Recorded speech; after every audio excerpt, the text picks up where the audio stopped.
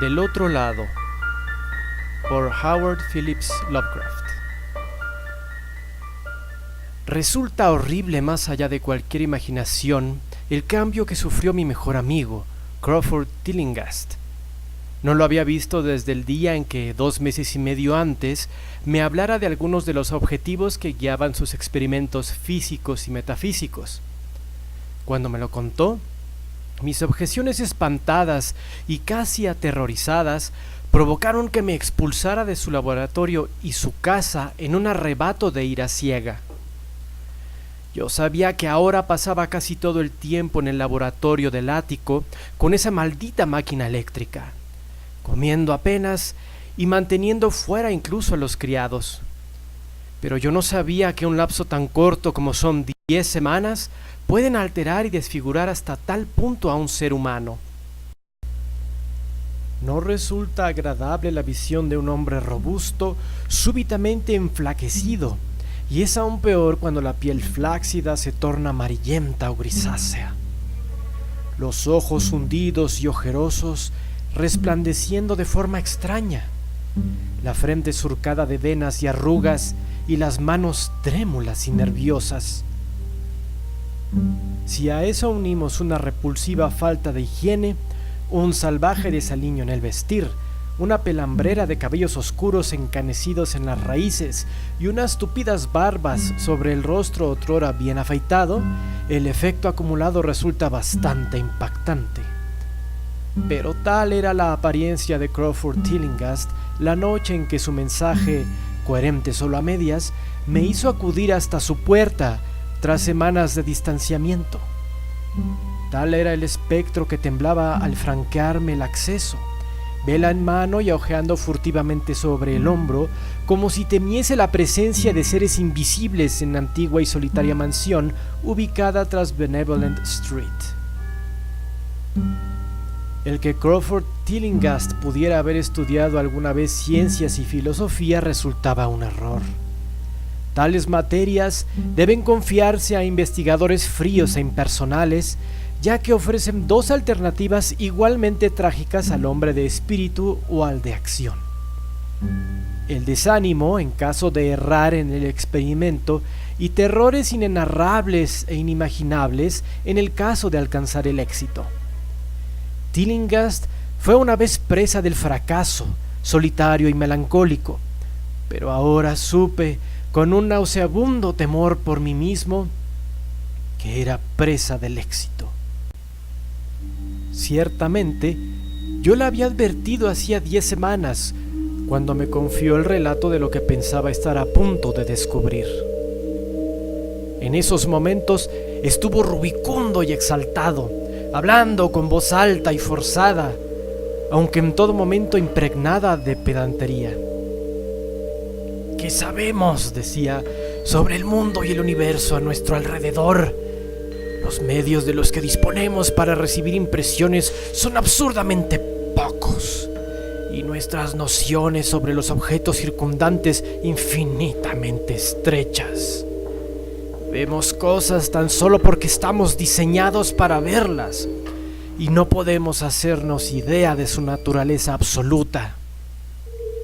Con 5 débiles sentidos tratamos de asimilar el cosmos complejo e infinito, aunque otros seres con sentidos más amplios, más fuertes o de clase diferente podrían no solo ver muy distintas las cosas que nosotros vemos, sino también acceder y estudiar mundos completos de materia, energía y vida que se encuentran al alcance de la mano, pero que jamás podremos detectar con nuestros sentidos.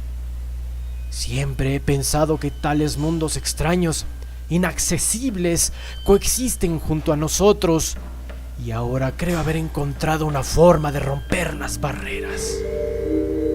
No es broma.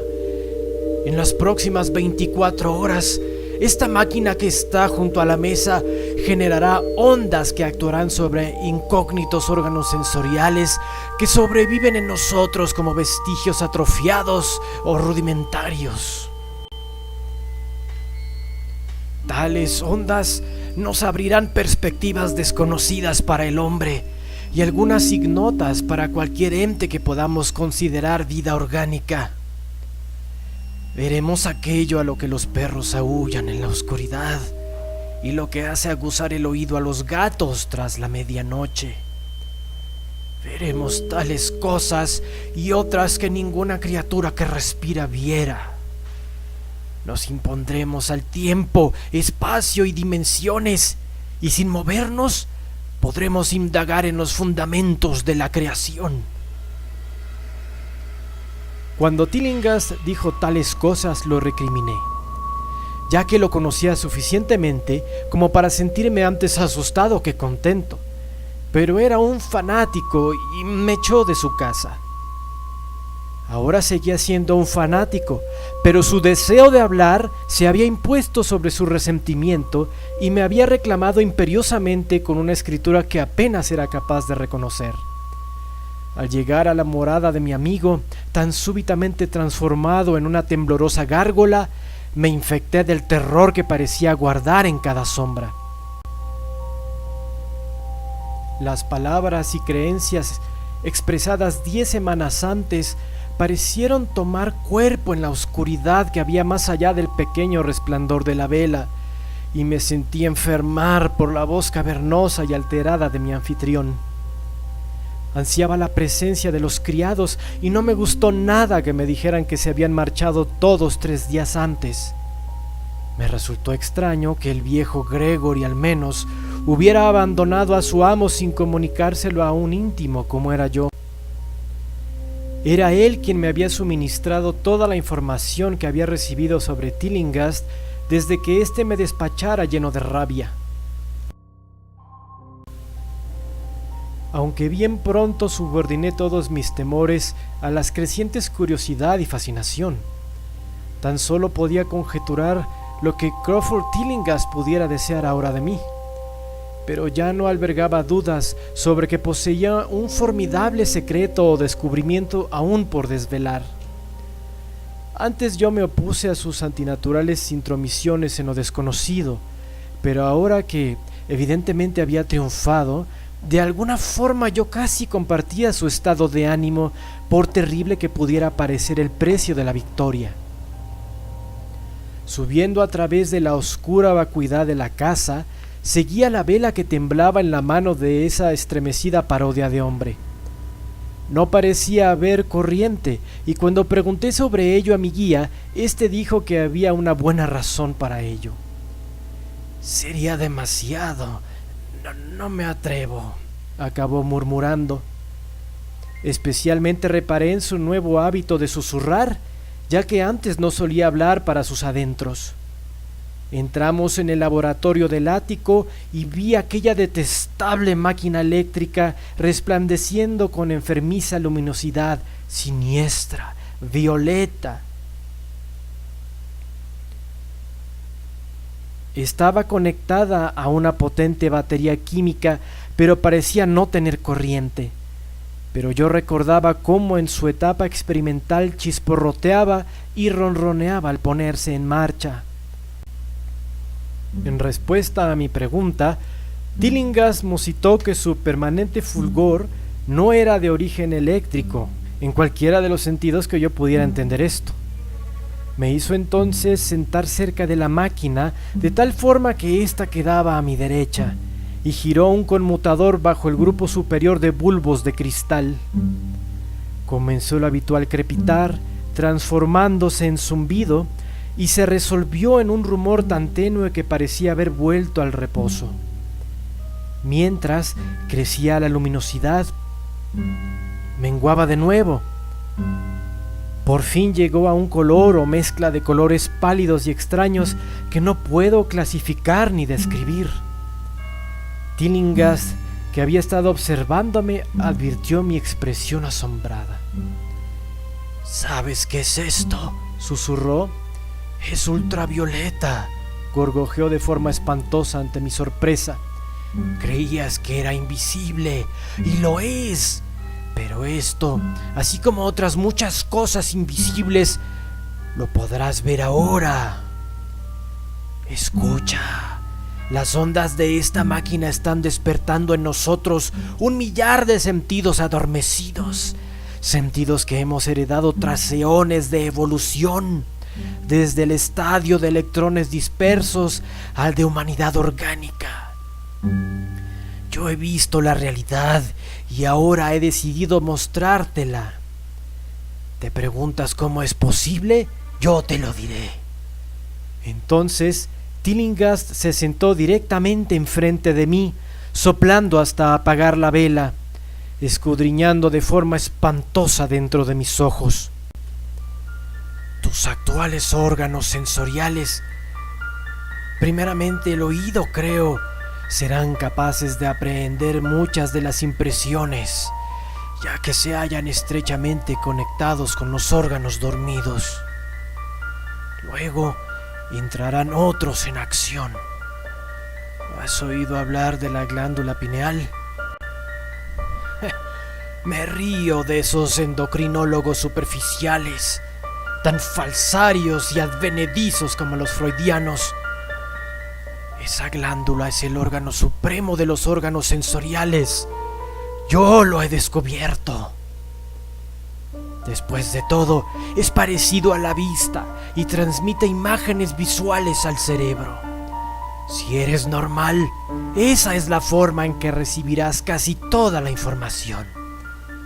Me refiero a las impresiones del otro lado. Observé alrededor. El inmenso ático con su pared sur inclinada, levemente iluminada por rayos que el ojo cotidiano no puede ver. Las esquinas alejadas estaban totalmente en sombras, y sobre todo el sitio se asentaba una brumosa irrealidad que entrevelaba su naturaleza, invitando la imaginación hacia el simbolismo y la fantasmagoría. Durante el lapso en que Tillinghast guardó silencio, me imaginé en algún vasto e increíble tiempo de dioses muertos mucho tiempo atrás. Algún difuso edificio de innumerables columnas de piedra que se alzaba desde un suelo de húmedas losas hacia alturas nubladas más allá del alcance de mi visión. La imagen resultó por un instante sumamente vívida, pero gradualmente fue dejando paso a una escena más horrible, a una completa, absoluta soledad de espacio infinito, ciego, sordo. Parecía tratarse de un vacío y nada más, y sentí un miedo pueril que me llevó a empuñar el revólver que siempre llevaba en el bolsillo desde que me atacaron en East Providence. Entonces, desde las más lejanas regiones del apartamento, el sonido cobró suavemente vida. Resultaba infinitamente débil, tenuemente vibrante e inconfundiblemente musical, aunque dotado con una cualidad de estremecedora ajenidad que convirtió su reverbereo en una delicada tortura que cubrió todo mi cuerpo. Sentí sensaciones como las que se sienten al hacer rechinar accidentalmente un cristal. Simultáneamente apareció algo parecido a una corriente fría que en apariencia soplaba sobre mí desde el mismo lugar del que provenía el distante sonido. Mientras aguardaba conteniendo la respiración, noté que tanto el viento como el sonido arreciaban, un efecto que me produjo una extraña impresión sobre mí mismo, como si me encontrase atado sobre unas vías en el camino de una gigantesca locomotora que fuese aproximándose. Hice gesto de hablar con Tillinghast y en el acto se esfumaron repentinamente todas aquellas insólitas impresiones. Tan solo vi al hombre, la máquina y la penumbrosa estancia. Tillinghast se reía repugnantemente del revólver que había empuñado en forma casi inconsciente, pero por su expresión me convencí de que había oído y visto lo que yo, si no es que más. Le susurré lo que me había ocurrido y él me instó a que permaneciera tan quieto y atento como me fuera posible. «No te muevas», me advirtió, «ya que estos rayos permiten tanto que veamos como que seamos vistos. Ya te dije que los criados se habían ido, pero no te conté cómo. Fue esa tontada ama de llaves. Encendió las luces de abajo a pesar de mis órdenes y los cables captaron vibraciones simpáticas. Debió ser espantoso. Pude escuchar los gritos desde aquí a pesar de lo que estaba viendo y oyendo de otras procedencias. Y después resultó bastante terrible encontrarme con aquellos montones de ropas dispersos por la casa. La ropa de la señora Updike estaba cerca del conmutador. Por eso sé que fue ella quien lo hizo. Pero en cuanto no nos movamos, estaremos razonablemente a salvo. Recuerda que nos las vemos con un mundo espantoso en el que nos hallamos prácticamente inermes. Permanece inmóvil. La impresión combinada de aquella revelación y la orden abrupta me sumió en una especie de parálisis, y en mi terror, de nuevo mi mente se abrió a la sugestión que procedía de lo que Tillinghast llamaba el otro lado. Ahora me encontraba en un remolino de sonidos y movimientos, con confusas imágenes pasando ante mis ojos. Veía los perfiles borrosos de la estancia, pero desde algún punto del espacio parecía surgir una hirviente columna de formas irreconocibles, o quizá nubes, traspasando el sólido techo por un punto arriba y a la derecha. Entonces noté de nuevo el efecto del templo, pero esta vez las columnas alcanzaban algún etéreo océano de luz que envió un rayo cegador a través de la columna nubosa que viera previamente.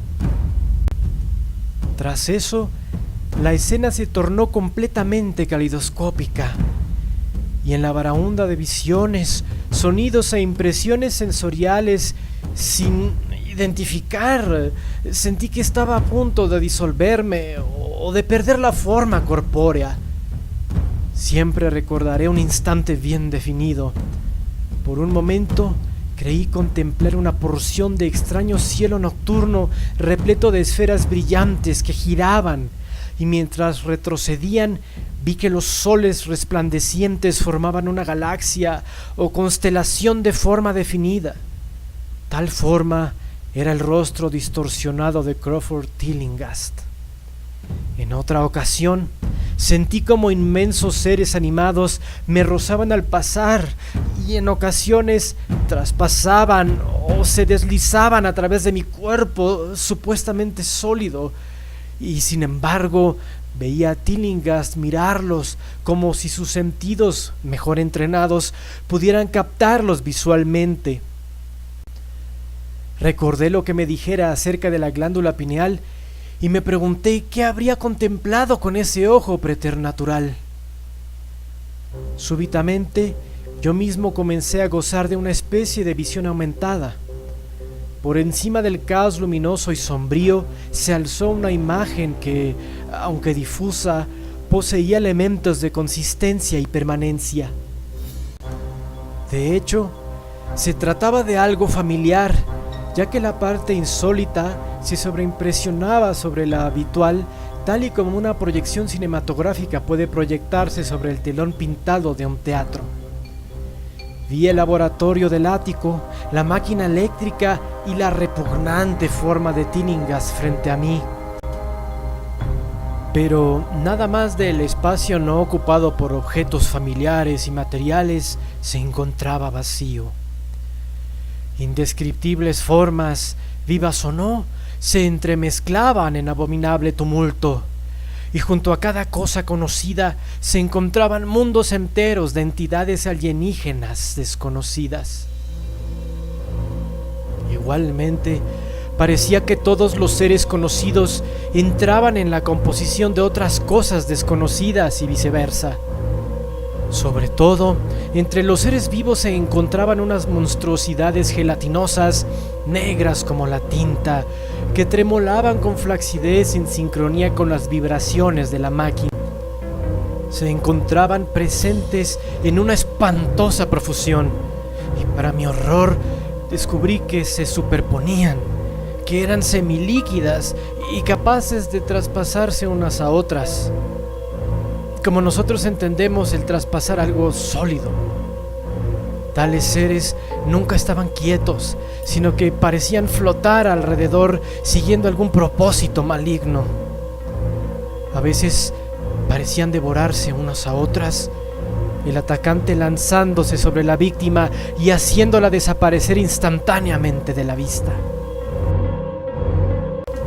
Estremeciéndome, creí descubrir qué había hecho esfumarse a los infortunados criados, y no pude alejar de mi mente tal pensamiento mientras intentaba observar otras propiedades del mundo recién descubierto que subyacía invisible en torno nuestro.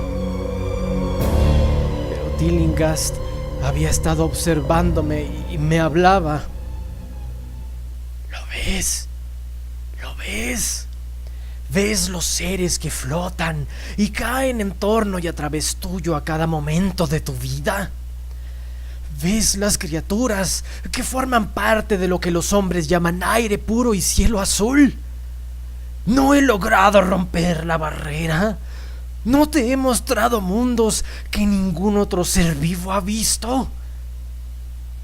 Yo escuchaba sus horribles gritos entre aquel horrible caos y observaba su rostro distorsionado ofensivamente cerca del mío. Sus ojos despedían llamaradas y me observaban con lo que ahora entiendo era odio estremecedor. La máquina zumbaba de forma detestable. ¿Crees que esos seres ameboides mataron a los criados? Son inofensivos, idiota. Pero los criados han desaparecido, ¿no? Intentaste detenerme. Me desanimaste cuando necesitaba cada brizna de valor que pudiera reunir. Tenías miedo de las verdades cósmicas, maldito cobarde. Pero ahora estás en mis manos. ¿Qué fue lo que mató a los criados? ¿Qué fue lo que los hizo gritar así? No lo sabes, ¿eh? Pronto lo sabrás. Mírame, escucha cuanto te digo. ¿Crees que existen de verdad cosas tales como tiempo y magnitud? ¿Crees que existen cosas como forma y materia? Pues yo te digo que me he sumido en profundidades que tu pequeño cerebro no alcanza siquiera a intuir. He visto más allá de los límites del infinito y frecuentado a los demonios de las estrellas. He viajado a lomos de las sombras que saltan de mundo en mundo, sembrando la muerte y la locura. El espacio me pertenece, ¿me oyes? Tengo a ciertos seres ahora en mis talones, seres que devoran y disuelven, pero yo sé cómo escapar de ellos. Te cogerán a ti, tal y como cogieron a los criados. ¿Te inmutas, amigo mío? Ya te dije que es peligroso moverse. Hasta ahora te has salvado gracias a la advertencia de que permanecieras quieto. Salvado para contemplar más visiones y oírme. Si te hubieses movido, hace rato que hubieran caído sobre ti. No te preocupes, no te dolerá. No lastimaron a los sirvientes. Fue el contemplarlos lo que hizo gritar así a los pobres diablos. Mis mascotas no resultan agradables, ya que proceden de lugares con patrones estéticos muy distintos. La desintegración resulta bastante indolora, puedo jurártelo.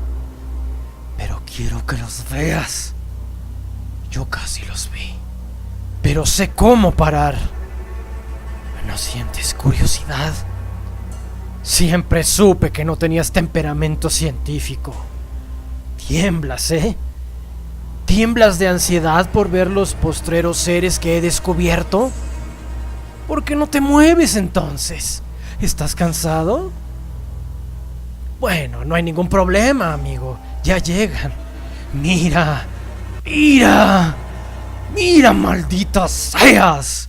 Justo sobre tu hombro izquierdo. Queda muy poco por contar.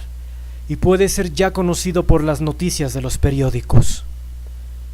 La policía escuchó un disparo en la vieja casa Tillinghast y nos descubrió allí, Tillinghast muerto y yo inconsciente. Me arrestaron por culpa del revólver hallado en mi mano, pero me liberaron unas 3 horas después. Apenas comprobaron que Tillinghast había muerto de apoplejía y que mi pistola había sido disparada contra la malsana máquina que ahora se encuentra inservible sobre el suelo del laboratorio. No conté mucho de cuanto viera, pues temía que el forense se mostrara escéptico, pero por el evasivo esquema que le suministré, el doctor me dijo que sin duda había resultado hipnotizado por aquel loco vengativo y homicida. Quisiera poder creer a ese médico. Resultaría de gran ayuda para mis nervios alterados el que pudiera descartar lo que ahora pienso sobre el aire y el cielo encima y en torno mío. Nunca me siento completamente a gusto cuando estoy solo, y una odiosa sensación de ser perseguido me hace estremecer a veces cuando me encuentro fatigado.